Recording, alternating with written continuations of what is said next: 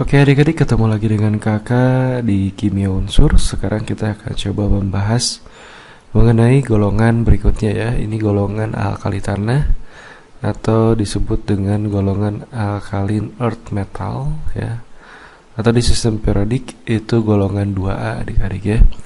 Nah adik-adik, kenapa disebut alkali tanah? Itu karena pada umumnya untuk senyawa atau anggota dari golongan ini itu ditemukan di dalam tanah dan berupa senyawa yang tidak larut adik-adik.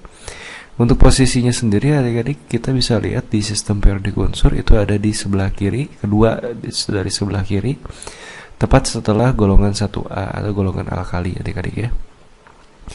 Nah, anggota dari golongan ini meliputi ada berilium, magnesium, Mg, Ca, strontium, barium, dan radium.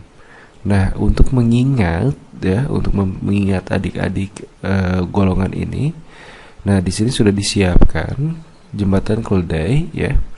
Adik-adik bisa mengingat kalimat ini: beli mangga cari sirsak, bawahnya rambutan. Nah, beli mangganya sendiri ya, belinya itu untuk mewakili Be atau berilium, mangganya untuk Mg atau magnesium.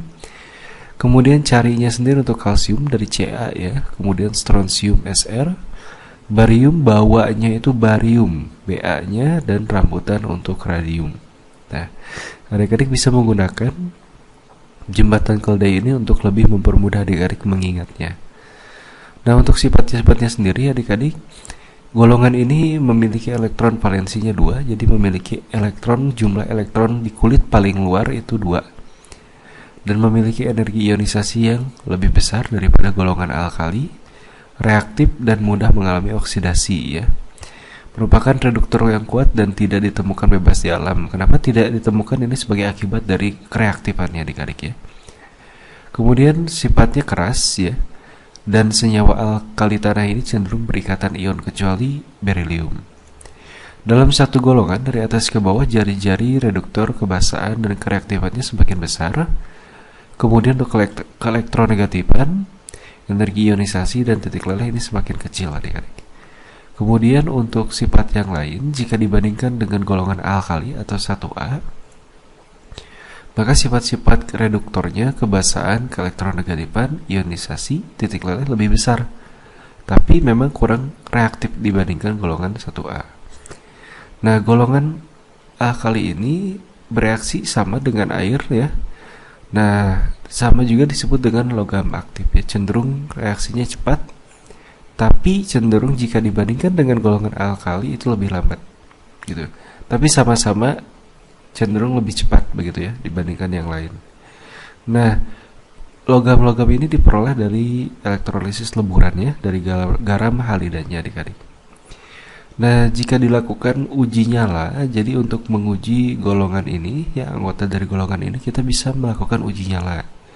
Nah, uji nyalanya Be itu warnanya putih. Jadi kalau kita punya unsur Be yes, nanti kita bakar, kemudian Be ini akan memberikan warna putih nanti apinya.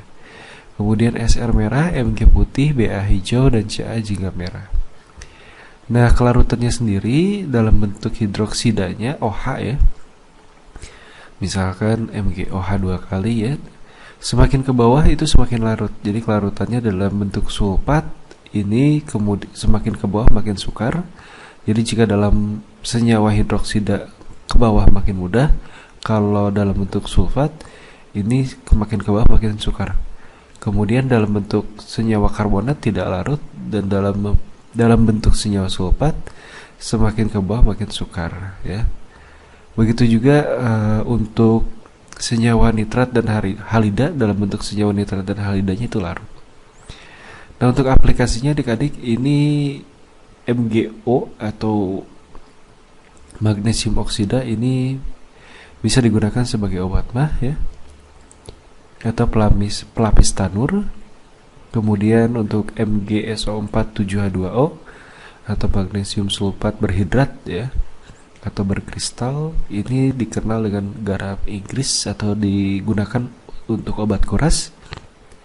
Kemudian untuk CaO ini kalsium oksida, dikenal dengan nama kapur, tohor, atau gamping, digunakan di industri besi ya, kaca juga, dan semen.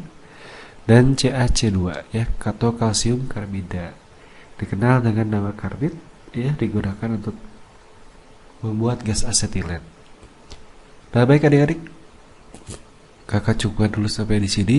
Kita akan coba bahas lagi untuk subbab berikutnya ya. See you then. Assalamualaikum warahmatullahi wabarakatuh.